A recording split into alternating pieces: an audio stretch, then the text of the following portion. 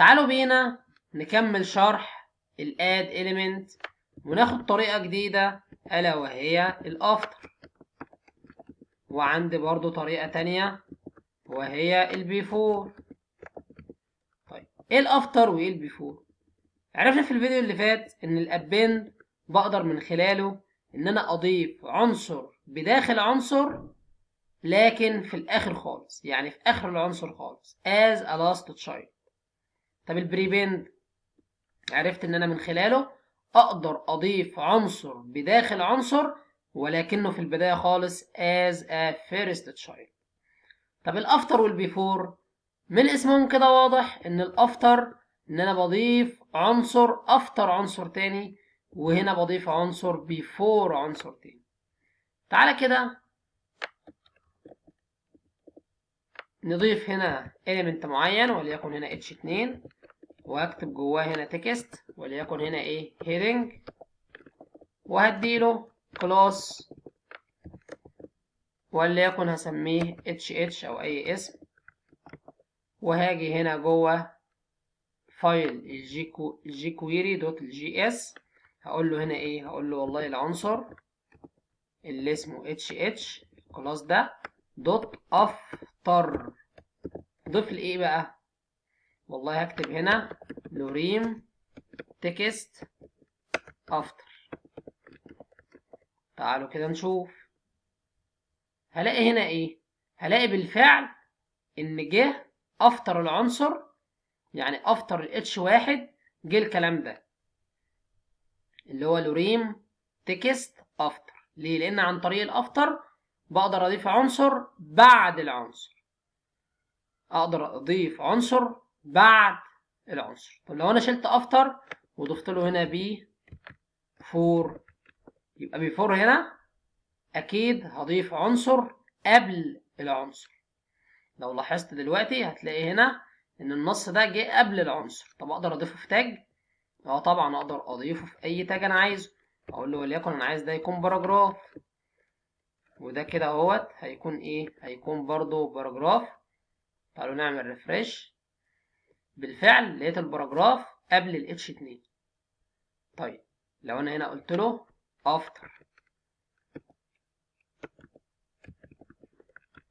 هاجي هنا اقول له افتر، هلاقيه الباراجراف انضاف بعد الاتش 2. يبقى الافتر والبيفور من اسمهم كده اقدر اضيف عنصر قبل عنصر او اقدر اضيف عنصر بعد عنصر. طبعا الاتنين دول مختلفين عن الاتنين دول. ليه؟ لان الاتنين دول بيضيفوا عنصر قبل العنصر او بعد العنصر، لكن دول بيدخلوا جوه العنصر اللي انا مترجته واعمل له سيلكت ويضيفوا بقى يا اما في البدايه خالص يا في النهايه خالص as a first child او as a last child. تعالوا نضيف الموضوع ده لايفنت. هاجي هنا اقول له وليكن عندي بوتون، والبوتون ده اكتب هنا add element وهديله هنا كلاس وليكن هسميه add، وجوه الجي كويري اقول له والله تارجت لي العنصر اللي واخد كلاس اسمه add، واقول له هنا دوت كليك نفذ لي فانكشن معينه. الفانكشن ديت طبعا الاد دي المفروض هنا احط ايه؟ احط دوت عشان الاد ده كلاس، يبقى الاد ده هو البطن. طب لما اضغط عليه ايه اللي يحصل؟ يتنفذ لي الكلام اللي فوق ده.